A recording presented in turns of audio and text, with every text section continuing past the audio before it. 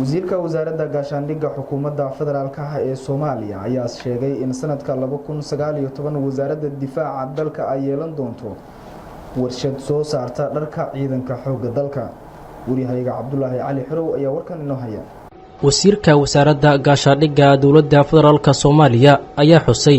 in 2019 warshad soo saarto dharka ciidamada dawladda Soomaaliya ay hirgelinayso. Xasan Cali Maxamed wasiirka gaashaandhigga dawladda Soomaaliya ayaa sheegay in ciidamada dawladda federaalka Soomaaliya ay yeelan doonaan 2019 warshad dharka ciidamada soo saarto.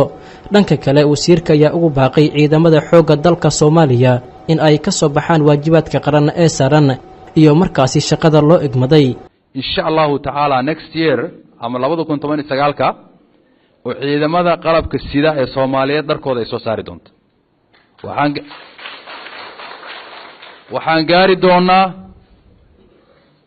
waxaan gaari doonaa in askari kasta iyo numberkiisa iyo wixiisaba anaga aan ii sheegaan ugu calaamadeyna aan ugu qorno.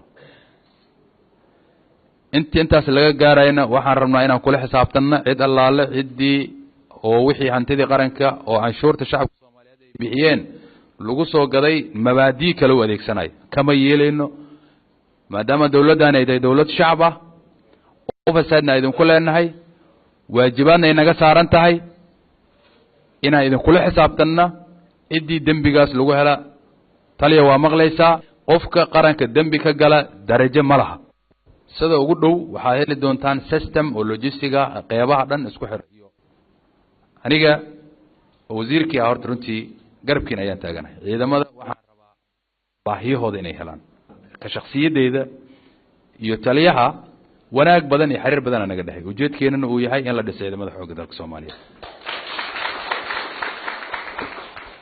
haddii annagan ilbaab walba aan taaganahay sidii xuquuqdii lagu heli lahaa sidii ciidanka lagu dhisi lahaa oo sharafkeena iyo karaamadeena iyo haybadeena aan ku soo celin lahayn qaar annaga naga mid ah dhamaantiina ma dhigi karno